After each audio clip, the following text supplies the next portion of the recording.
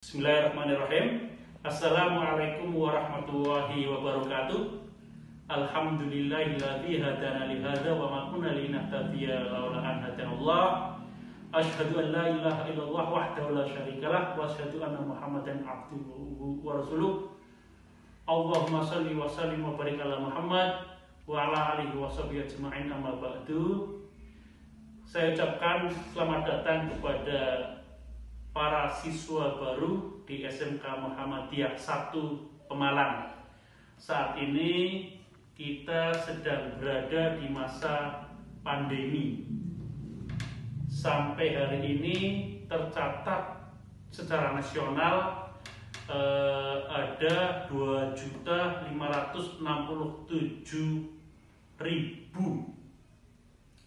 orang yang terkena Corona atau penyakitnya disebut COVID-19, dan sampai hari ini ada sekitar 67.000 yang meninggal. Angka ini cukup tinggi dibanding negara-negara yang lain. Untuk itu kita sebagai masyarakat dan terutama adik-adik yang siswa baru perlu untuk menjaga kesehatan di masa pandemi ini. Banyak cara yang bisa dikerjakan. Yang pertama, seperti yang sering kita dengar, yaitu tentang protokol kesehatan dengan 5M. Ya, kita sering mendengar, sering membaca 5M itu. Yang pertama adalah mencuci tangan. Ya, mencuci tangan ini gampang, mudah. Kapan dilakukan?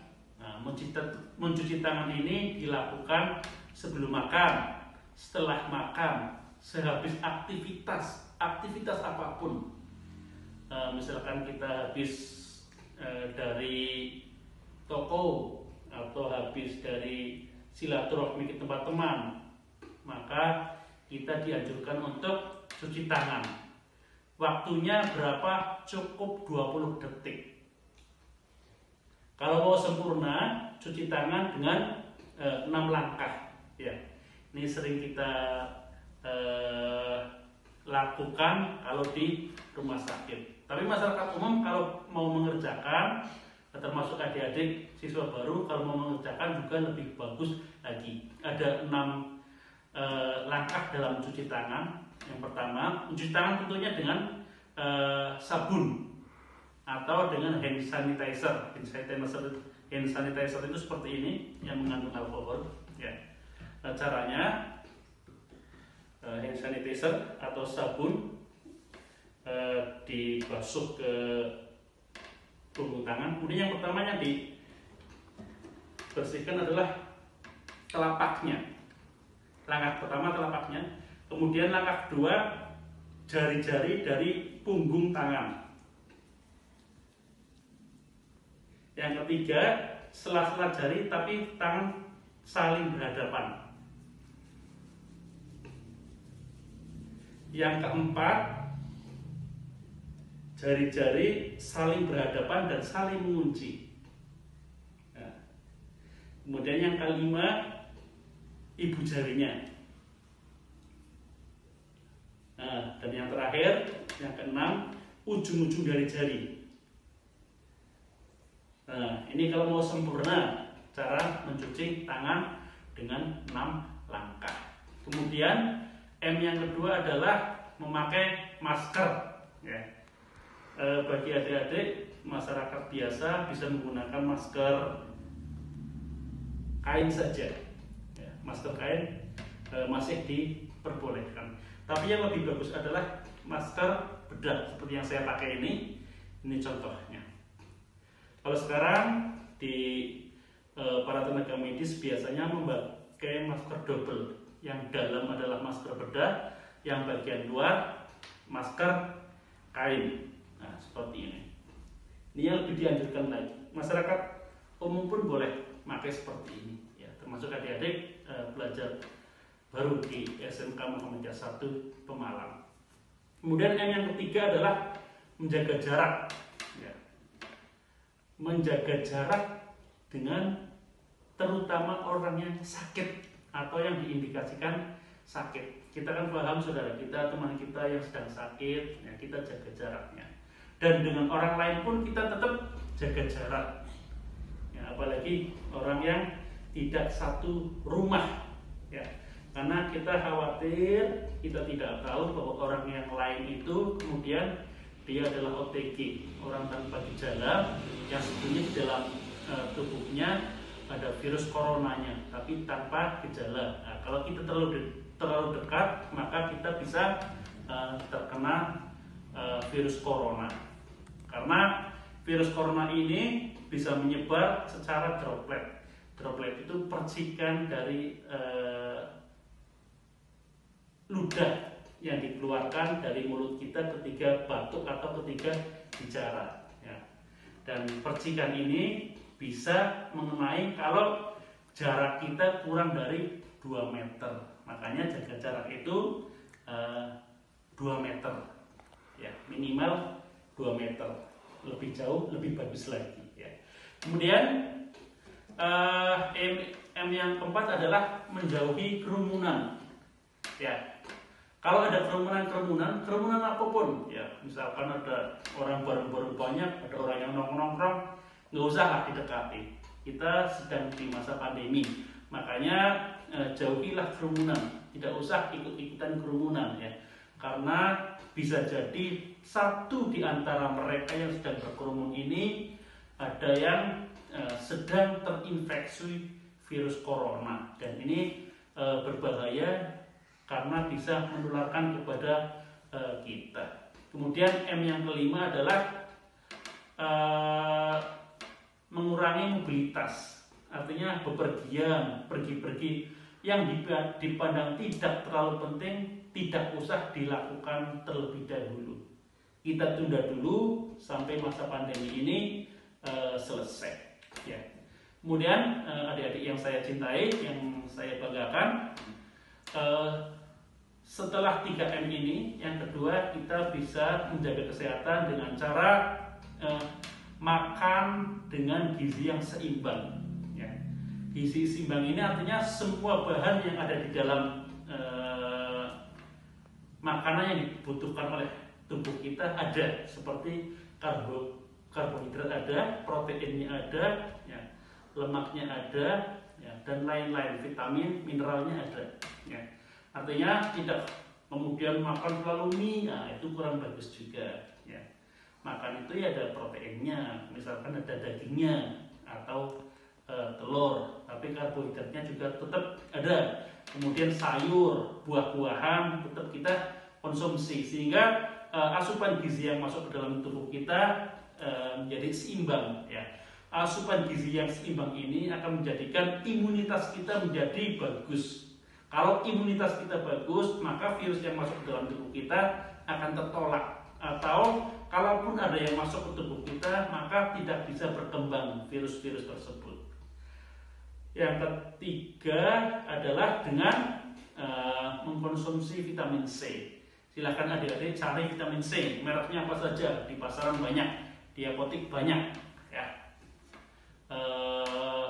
Yang bagus minimal sehari di masa pandemi ini 1000 mg, ya, banyak mereknya. Silakan adik-adik cari sendiri merek dari vitamin C ini. Kemudian yang keempat adalah minum air yang cukup, ya. Minum air yang cukup ini minimal sehari semalam itu 8 gelas kita konsumsi, ya. Terkadang anak-anak, adik-adik yang masih muda lupa akan minum air, sehingga daya tahan tubuhnya menjadi lemah. Maka biasakan kita minum air minimal 8 gelas sehari. Yang kelima, jaga kebersihan lingkungan, artinya lingkungan sekitar kita, kamar kita, halaman kita dibersihkan. Dengan lingkungan yang bersih, kita akan menjadi sehat pula, ya. misalkan kamarnya kotor, banyak sampah, basah, lembab, ya akan memudahkan kita menjadi sakit. Kalau kita sudah sakit, maka virus corona pun akan lebih mudah masuk ke dalam tubuh kita. Yang keenam adalah dengan rajin olahraga. Ya, ini adik-adik yang masih muda biasanya kan senang olahraga. Olahraga apa? Olahraga apapun boleh.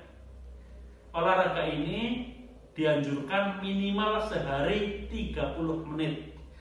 Ya, adik-adik yang perempuan juga silahkan untuk olahraga pagi hari setelah bangun tidur, setelah sholat, setelah baca Al-Quran, silahkan untuk berolahraga. Jogging di dalam rumah boleh, atau senam boleh, minimal 30 menit ya.